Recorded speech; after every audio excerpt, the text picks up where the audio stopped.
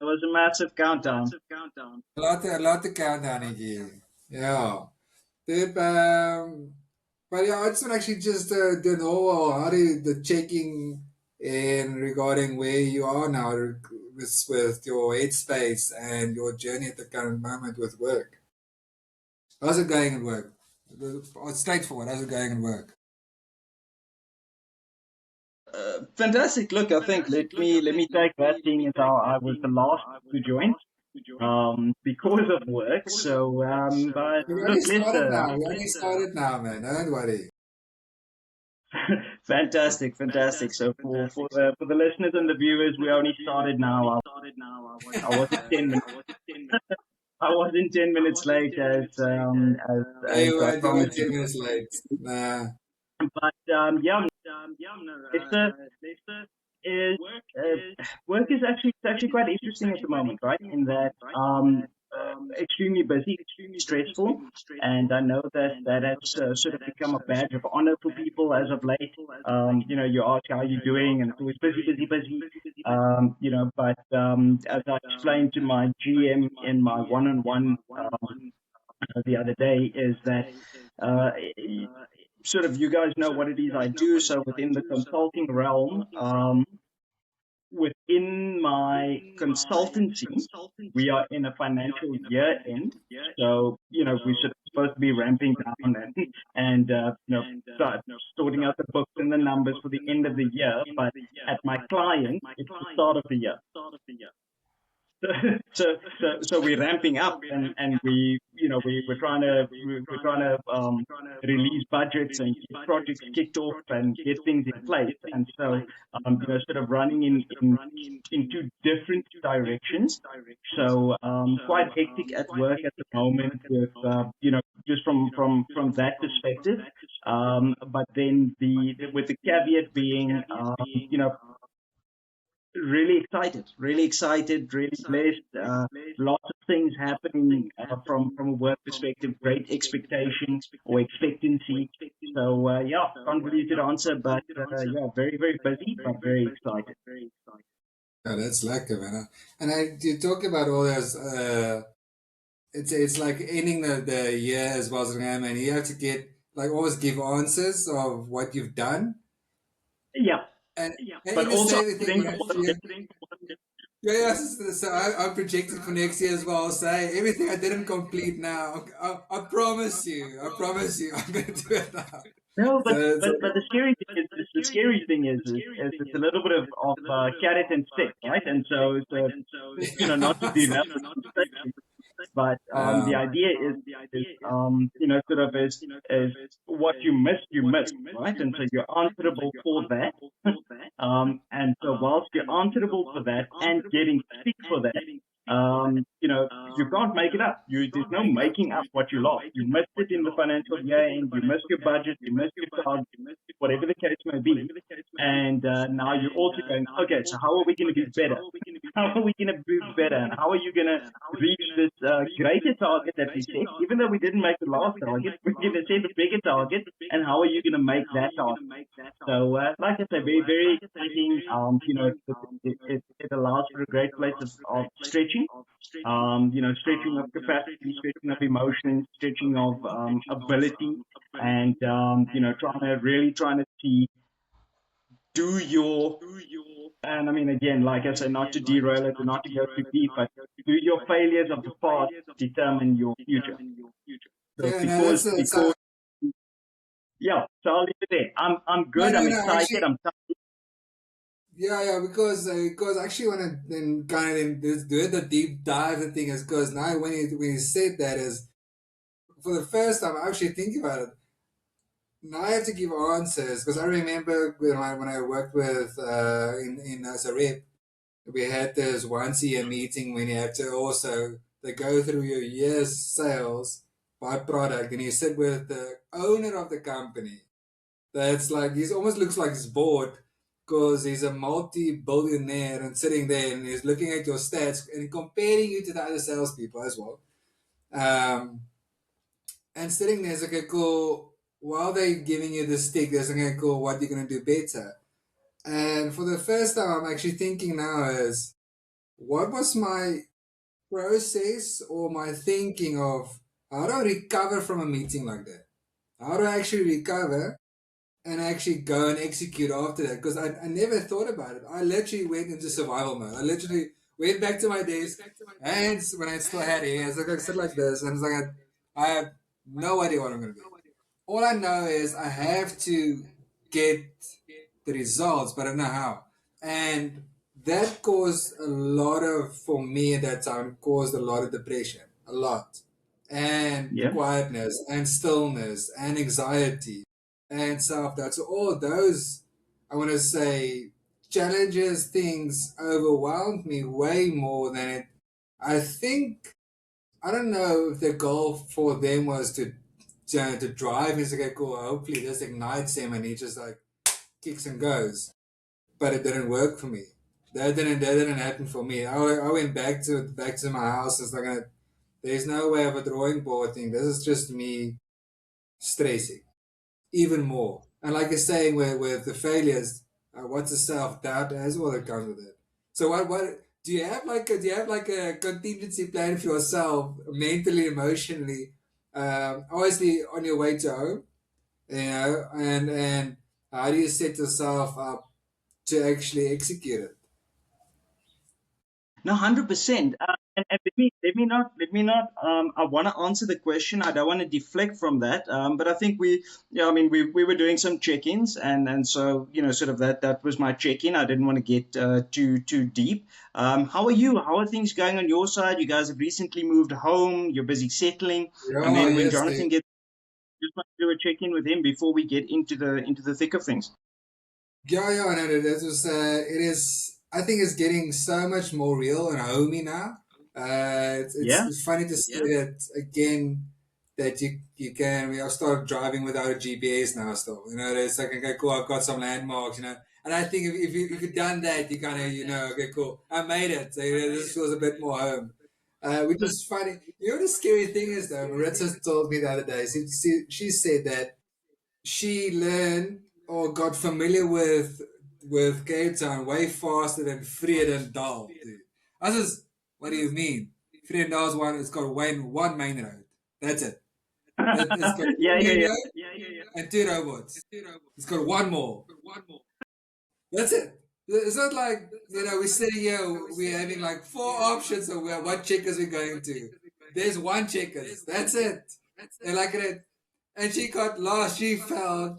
She can't drive in Trinidad, but I think we lived here like for 2 weeks. It's like, now I'm done. I'm okay. I know where everything is. I can drive. But it took you Wow. almost a year to learn a place that's 5 k's away and you're out of the town. You're out. It's gone. You're on your way to a different town now. So it's quite interesting. And I think that just to think about it, it when I think about it now, it just showed me she really didn't want to be there. And it's like I was like, man, I really don't want to be here. It's like I'm I'm sorry. clapping. Look, I'm clapping this and Yeah. uh, everything is like I'm always blind. I want to say blinded by being disgusted. It's like a man, jeez. I know we made this choice, but it's 2 weeks Interesting. in, and we That's an moved interesting. in Feb. So that's when hell opens the floodgates and it's just heat everywhere. So it's just 45 degrees every day. At night, like 36 degrees at night. Like, yo, dude, it's like I my wife wasn't happy. And I started work with an aircon. I was like, I get home already. Yeah, how was your day? They No, was not happy. no. And the thing is, though, I think we were almost, when we moved to Devonville, it was like 3 days we fully packed out, so everything's packed out. That's the whole motto how we do the whole moving thing. And I think in that same week, Maritza said, "This feels like home." As is that Wow. yeah, and I can't remember if I shared this on our group, but when we joined the church Urban Edge, the pastor was busy with this whole transition uh, series, and he spoke about how to go from the promise to the promised land. And the final message was when God ordered Joshua, hey, follow the ark, go through the river, and take your promised land, and you will harvest abundantly, and leave everything. And after the church, Maritza and I sat there because what happened is he said when they arrived, the next day the manna stopped, so God's provision stopped, but they reaped abundantly. And then Maritza and I sat after church and says, was that, are we busy transitioning? Are we going to the Jordan? Are we in the promised land? What's going on? So for me, just to see the difference in our relationship, the family, the setup, besides Ava getting used to school, but it's such a good time as well because it feels like at the age of 7, they're maturing daily and then putting her into a position or putting her into the situation where she needs to adapt in like almost, I'm going to say, a safe area, a bit more controlled area. So every day, week by week, she gets home way more. I'm ready to send her to work, man. I said, man, get your CV ready, go to work, earn some money, man. Start your business, let's go. Because she's so cheeky, but fun, entertaining. But I must say, discipline gets interesting. I want to say that. So yeah, that's a lot of nutshells. That's a lot of nutshells. But so it's going good, man. Hey, it's going good. Hey, Oti, when Going you good as guys, I just moved 300 hours, not 300 hours, just 3 hours away. But you moved like the whole continent now. So you you moved the world. It's also a 2 hour flight, but it's another country. So from where we used to stay. Yeah, I think it's been good. It's getting close to also month 3 for us as a family, and I Yeah, suppose the adjustment is different for all of us.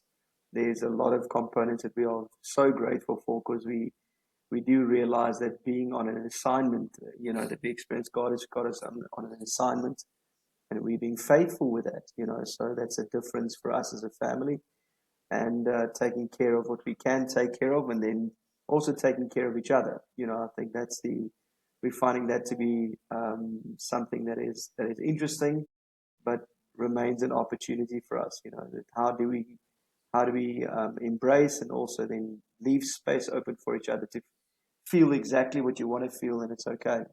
Um, so that's happening, but I think for the most part, we're so grateful that we can be here in Windhoek, and we moving forward as a family collectively, and getting to know our church family, and getting part of a community in that way again is wonderful for us.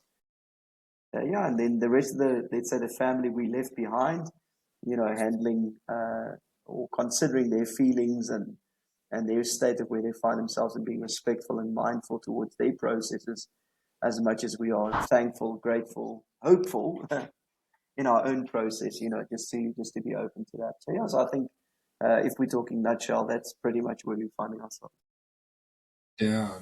Then it's interesting because when we initially moved, when you guys thinking about the family left behind, it is it's not something that I actually thought about with our initial move because all we felt was just missing friends, missing physical connection, missing spending quality time and having the luxury of saying, hey, can I see you afternoon or can I see you later?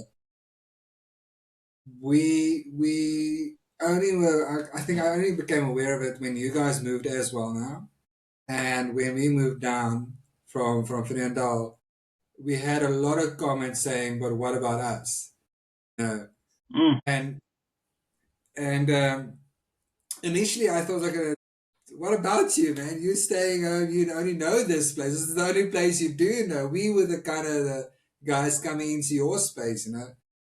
But it was when I think about it now for the first time, really, actually, just that it's it's actually I want to say it's a good thing to see in here because it means that when in times for me now is when in times I do feel I don't add value to people, I don't know how to connect, or I don't know how to, you know, grow relationships. those kind of comments, this kind of, I want to say, evidence that, but we are connecting, we are building a relationship. It's not, it doesn't mean I have to chat to you every day though, but it does mean that there's something real. Just because we're family, doesn't mean I have to talk to you. But the family I did talk to, the family we do have is, it's great to see how those relationships never became, I want to say, dead, or almost like it kind of died down or changed differently.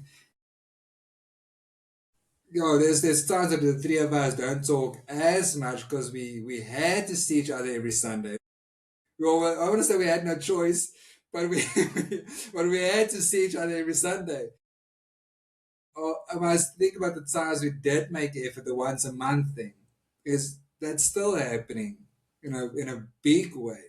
So, and it's beautiful to say nothing changes. But anyway, the question I've actually been thinking about this question for the theme is, uh, what men are staying silent about, because that was our biggest thing for starting Men of Honor. I still remember there's a big moment for me just after we started Men of Honor. The church was still on the farm. Or we called the farm the plot. It was gone. St. George Hotel. That's a George's Hotel or something that. George's Hotel, yeah. Yeah. And I actually remember us making the pack, and it's so funny. Jonathan said, like, I'm in it. If you're gonna screw me around, I'm gonna quit. I'm done. So I'm in it, full it. I'm fully in it. So I need you guys to either say yes now or leave it. I was like, this is like, man, are you asking me to take on the world with a rifle? We're going to a war. What's going on here? But you know, and I think for me the biggest thing, like, and that was so crucial because I think right after that is I shared my weakest, most daring, what's like lowest moment with you guys in that moment. And we're standing in front of church, and I just had a massive meltdown. I says, man, to be honest, this is where I am right now. And if it wasn't for that, I don't know what life would have been. Let's be honest. Because I had previous thoughts and behaviors that's been completely destructional to me, destruction and dysfunctional and toxic. But just being able to know that someone pushed me to be real and be hard real. And it was daunting and it was scary to voice my deepest feel, my deepest moment, or my real sincere moment at the time. So so then my thing, so my question actually, my question is a lot of us stay silent, I want to say, because I want to figure it out. It's like I just want to make sense of what I'm actually feeling. So is that, are we doing that for too long though? That's my thing. I'm thinking about is, am I staying silent too long because I don't know how to voice it, or am I staying silent because I don't know if I can get people into my inner circle. What's your thoughts on it?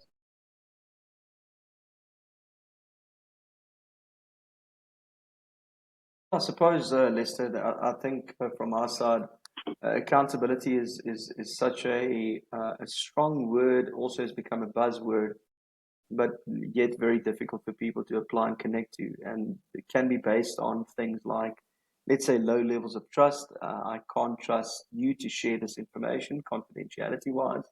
Also, I don't fully know what I am feeling. And because I think as men, for the most part, we never train to feel, we train to think, and think for yourself. Yeah, We never hear it as jeez. young boys, feel for yourself. We hear it, think for yourself. And I think that sense of responsibility for my own feelings, my own life, and my way forward keeps us in the private space. And then those private spaces, they become many times the dark spaces that you were referring to. And Yeah, and I think when we do bring things into the light, if it's via friends, if it's via someone, then we break the silence. And it's many a times easier said than done, because afterwards, post decisions are easier than during decisions. or in the midst of it, to tell somebody I'm currently struggling with, or I'm currently in a deep space in my life, or I don't know. I think those things are far tougher to share. So therefore, we'll go through it, and then it's either testimony like, "Hey, I was experiencing something at the time, but I never told anybody about it." So I think that's the opportunity I find. Uh, Remaining too silent, I think it's a norm. It's a culture, and it's definitely a conviction of many of us as well. Why should I tell you? You are either too busy, or you got your own problems, or this has become something that I don't know if I can fully trust anybody with that information. Do you think the thing is that it makes sense because we don't know how, I don't know how to share, if that's the right way to say it, because when we hear accountability and share your story, me immediately feel, okay, I need to spill the beans, man, get everything out there to the finest details.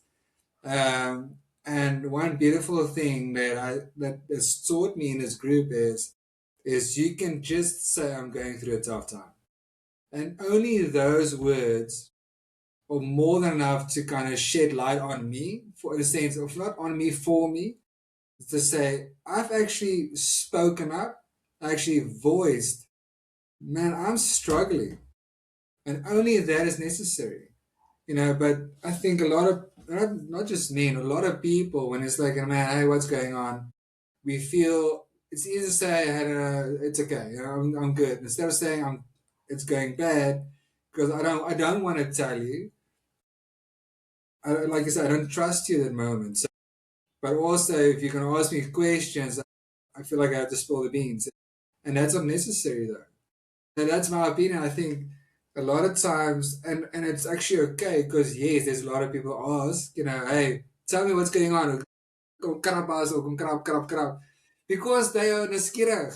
They do want to know things. They want to know the inside story, the gossip things. But I think we need to find the right people, right group. When you say, man, I'm going through a tough time, this is cool, man. If you want to talk about it, I'm ready.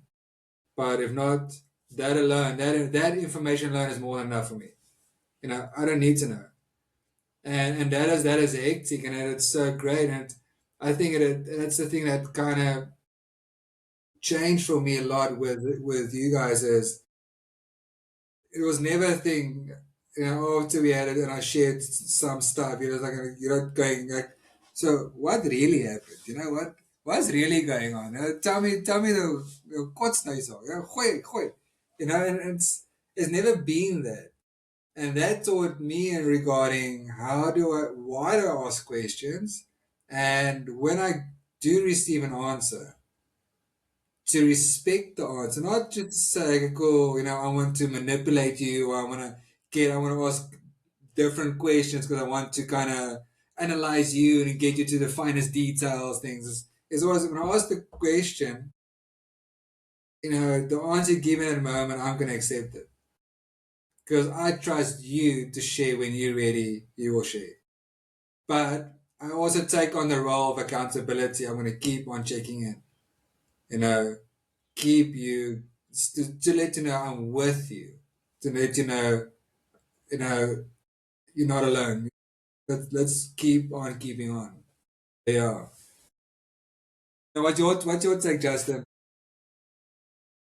No, look, extremely valuable, and I think there's a couple of things that as you guys are speaking that I think on, and to Jonathan's point, there's the accountability aspect of it, and I think which was very important for us, not just in the season of the creation of Men of Honor, but I think God had us in a space, place where there was. And I mean, for all intents and purposes, Men of Honor was more than just the three of us, right? And so there was a season.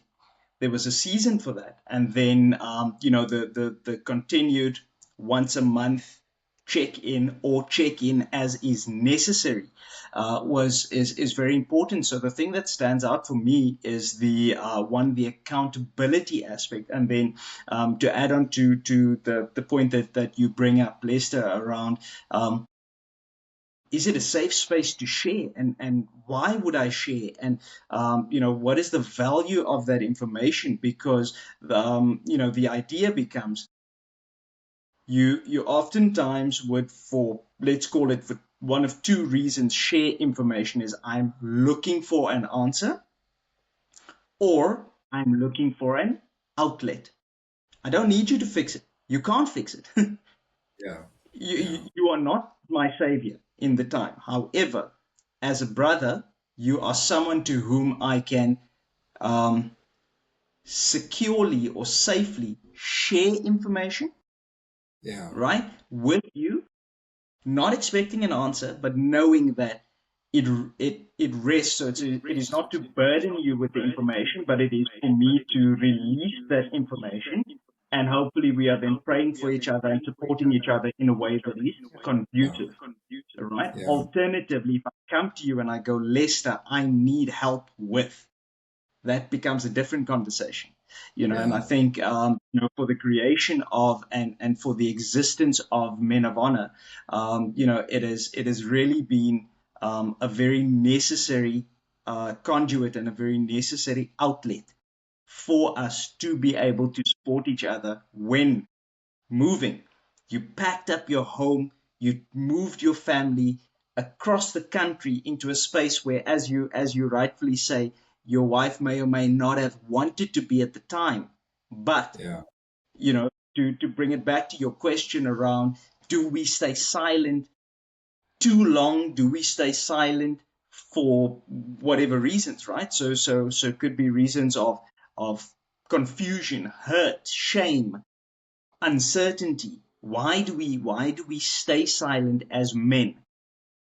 And so you come to that realization that as Jonathan also touched on, we get taught as men, um,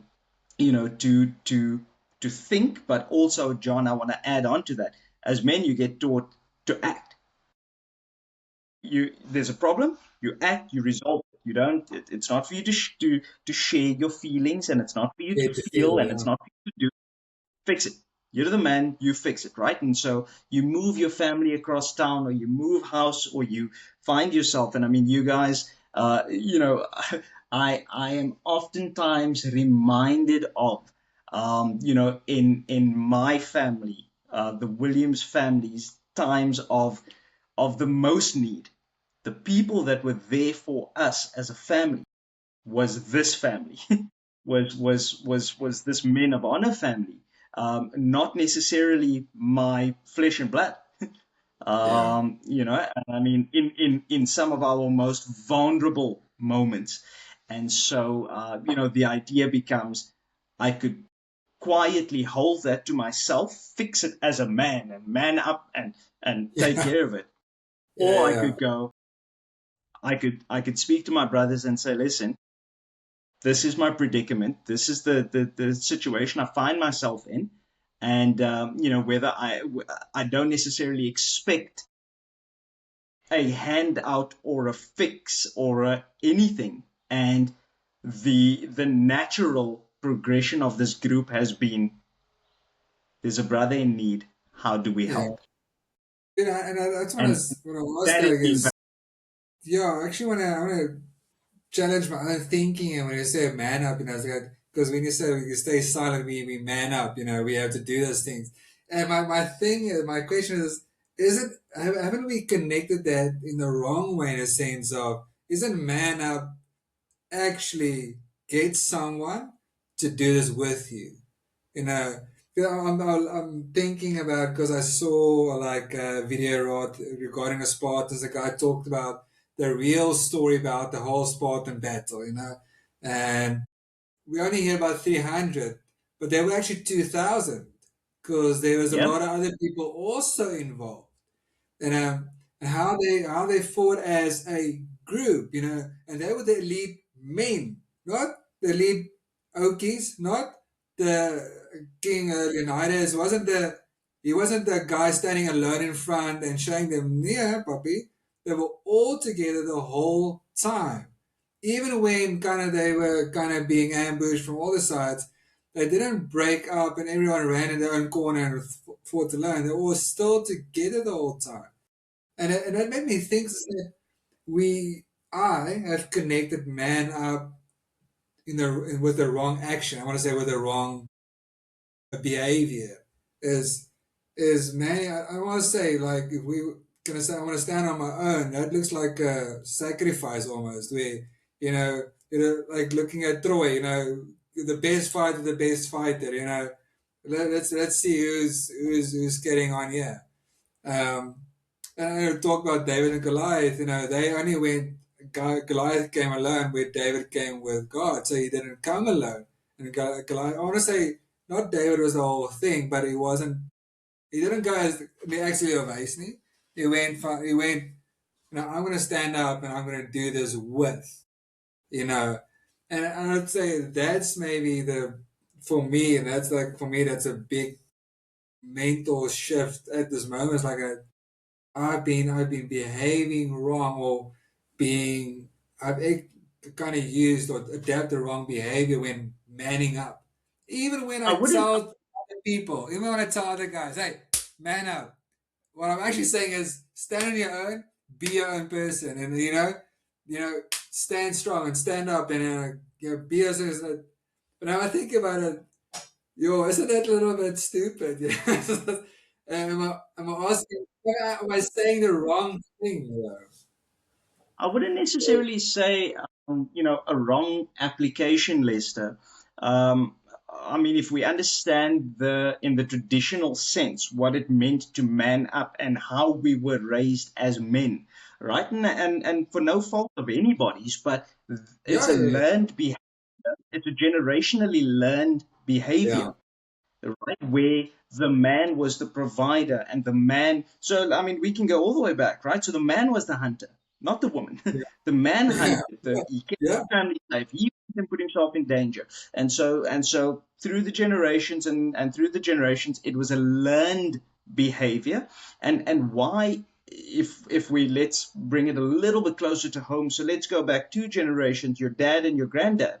Um, the concept of manning up and taking care of your household and shouldering the family and the concern and all of that rested traditionally with the man, where they were never allowed to speak out. They were never allowed to show emotion and to have this type of brotherhood. I can guarantee you brotherhood has always existed, yeah, whether or yeah. not it was Yeah, documented look or, at the but armies. Look at how they operate. Yeah, they all speak about not my friends. They all speak about brotherhood. Yeah, brotherhood, right? So it has always existed. We are now in a privileged position, for lack of a better word, where we are now allowed to display affection and emotion. Previously, it was not allowed, right? Under previous generations, and so, like I think, the grace that I encourage you to show yourself and to share with yourself is that it's not necessarily a negative thinking, or a negative behavior. It's a learned behavior. It's what yeah, we get taught, right? And so yeah, you're the father of a daughter, as a father of a son, and I think Jonathan would potentially have experienced the same thing. And I mean, as you guys are 4 boys, you were raised in a way where, where your dad toughened you up, and he raised you in a way where you stand on your own 2 feet, not necessarily on your own, but to stand on yeah. your own 2 feet, to be your own man, to think for yourself, to act, to behave, to learn, whatever the case may be. And so the idea becomes, especially with my son, and he's now 10 years old, he'll be 10 in July. Yeah. There's still an inherent manliness, or a manhood that needs to be instilled in him. However, it is not precursored by, big boys don't cry. Boys don't. Yeah, No, you yeah. get hurt. Cowboys Cry. don't Your cry. Yeah, feelings. It's natural. It's human. And so just to that point, and then the last, just on a nice caveat was, you speak of 300, and I'll never forget when I understood the concept, and how I've always encouraged not just my family but my teams that I've led, and my teams that I mean, I've played sport all my life, is the concept in 300 that says, we protect the man to our left, Yeah, right? And so if we each protect the man to our left, and that being you, Jonathan, and Jonathan, you protecting Lester, and Lester protecting me to his left, and so on and so forth. And so if we are to protect each other like that, we protect the whole, yeah, not just yeah. ourselves. Because my shield protects you, your shield protects Lester, Lester's shield protects Mervyn, and so on and so forth. And so that, for me, speaks about a brotherhood and a togetherness that allows us to protect each other in our most vulnerable, in our weakest, in our and to then also celebrate in our victories and in our good times as well. But it's so just last final thoughts before we get on. I have to go and eat, and all those more is now getting angry.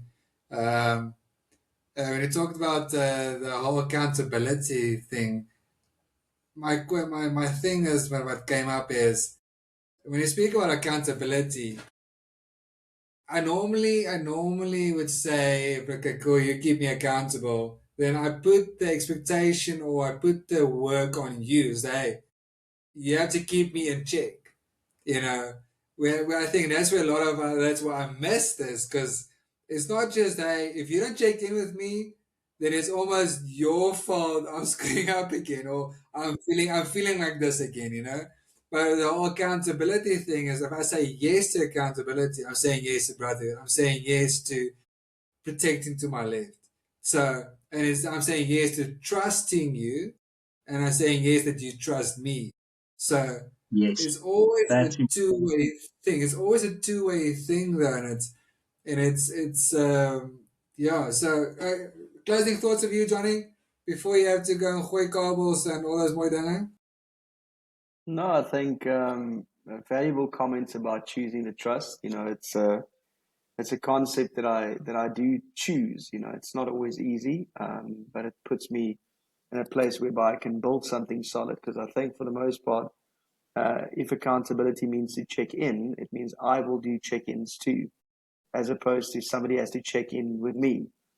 Because then it sounds a lot like micromanagement in my mind, that somebody has to check up on me all the time. And we have enough of And if that. I'm then angry, upset, annoyed, distant, and I think I need to choose proximity as well, because for the most part, I find that quality relationships are established when I also make effort. I dare not expect what I'm not willing to do. So if I'm never checking in, I can't expect people to check in with me. And I think that's the value of brotherhood, and then also building strong relationships. So yeah, accountability, once again, something we hear a lot, but we don't do a lot. Yeah, do you think it's like we don't understand the concept, or we're not being introduced or practice the whole accountability thing? But I do think we do actually, because we are very easy to keep our wives and our kids accountable, isn't it? I'm very quick. I'm like a Lucky Luke with a gun, man. I can promise you. And I was very conscious about this last 2 weeks, and I think about my behavior, what I'm doing is with who am I becoming within Ava's transitioning and learning curve. Not just what she doing is, who am I becoming in this moment? Am I the best dad for her in this moment? And it was tough because then I realized I'm not. I don't have the patience that she needs. I don't have the grace, and I don't have. And almost like I said, I'm feeling I'm getting caught off guard. I'm not prepared for her and for her day and when she comes home. It's not like I don't spend enough time. I'm not keeping myself accountable to prepare myself like her journey, but I want to keep her accountable. Say, you did this yesterday. Obviously, you can do it today. Now, if she screws up or struggles today, it's like, yeah, man. No. Then I'm done. Like, helping with the homework. Then my daughter is done. I was like, cool, come help, come help, leave school. It's fine, leave it. And that's a big thing I have to work on. The grace is almost next. Grace is next, man. But yeah, so so we do practice accountability, but it's almost like, yeah, I don't know. I don't know what's the right word for it. Just anyways, your Can I last closing comments can I before we challenge? get going. We can carry Can on I? for hours like this. I'm going to challenge you, and on But two fronts, look what right? happens So to challenges. Look at what happens to challenges. You chip my tooth. So I'm not gonna challenge you. You can challenge Jonathan. no, no, I'm no. done with you. I'm done grading you. I'm Thankfully, done grading you. You can send me a WhatsApp. thankfully, in two different provinces, so you're safe now. But so I my don't know first your challenge, connections. I don't know your connections. brother, you in Cape Town, you're on my territory. Just remember, I know a lot. But what, what I like to do, ons skep jou jou ander kant. Ons skep jou ander kant, maar jy nie worry nie. But Yeah. on a serious Anyways, note, I think my first challenge is that we please do a part two of this conversation. I think it's extremely necessary, and I don't want to be selfish, but it's a very necessary conversation for me in this moment. With a lot of things that's happening, and I mean, we started with how's it going with work, and then we've got home and family and personal and all of that, and then why I want to set up that part two of this conversation, Lester, is you speak about sort of holding your wife and your daughter accountable, and I actually want to challenge you. I don't think it's an accountability. I think it's placing a responsibility on them. So because you didn't do hey, this, knows ek kwaad, uh, ek's kwaad, van jy nie, right? it's like Because it's not an accountability. expectations, like It, heavy expectations, responsibility. there's an It's like performance. expectation, You have to and perform. 100%. There's an expectation to perform, right? Because if you had just done your homework and if you had just prepared and if you just did this, then we'd have a better time tonight. And now I'm angry and just gaan bad and gaan slap, Yeah. and the idea becomes that's not an accountability. In the let's call it Oxford Dictionary and in the traditional sense of the word. But be that as it may, Oh, look at you. the idea is again, I think, these are the reasons that cause men to shut down, to not even introspect is the wrong word, but to almost become introverted, to hold these concerns for yourself, which in turn affects everything. That is actually it is the silliest concept to think that if I just hold it for myself and I solve it self, right? And then I become a distant husband, I become an unfriendly partner, an unfriendly father, an unfriendly friend, etc., etc. Right? And so I know we've promised our wives that we would join the family. So I think sort of as we end on this note, if I may, and it's something that John, I think we sort of almost caught onto the concept around the same time. And I think if anybody's going to view this in the future, there was an incredible concept that Simon Sinek um, spoke about and introduced, and I think in the context of men of honor and the purpose of a situation like this is to in as simple as a text. If you just ask a friend, "Do you have 8 minutes?" It's eight. Yeah. It was eight, right, John? Do you have 8 minutes for me? And that question or those few words has such a bigger connotation to it because it means if I, as a man, am too headstrong to say to you, I'm vulnerable, I'm weak, I need you. Do you have 8 minutes? Is the flag that says, boys, I'm in trouble, I need help. And so a session like this, or for anybody who's finding themselves where you think, and Jonathan left a comment in the group that it becomes difficult or tough to be a man especially when you have to stand alone. And so the idea becomes you're never actually alone if you can reach out and go, do you have 8 minutes for me? Yeah. Dude, thank you. Right? I think the next time we need to talk about this whole lonely feeling now. What is it and why it's there? So I'm just making a note about alone and lonely, the difference between the two. And it's yeah, to talk about it and kind of unpack that and make it just share our points of view. James Lacker, thank Definitely. you. Love Thank you you for your guys time, and Destin. Goeie Also setting middags it and up. have a lucky evening. You too. 100%, man. Enjoy your fun. Love you guys. Bless you and Thanks your for the family. session. We'll see Yes, you soon. alrighty. Bye. Thank Bye. you. Bye. Cheers, guys. Bye. Bye. Stop.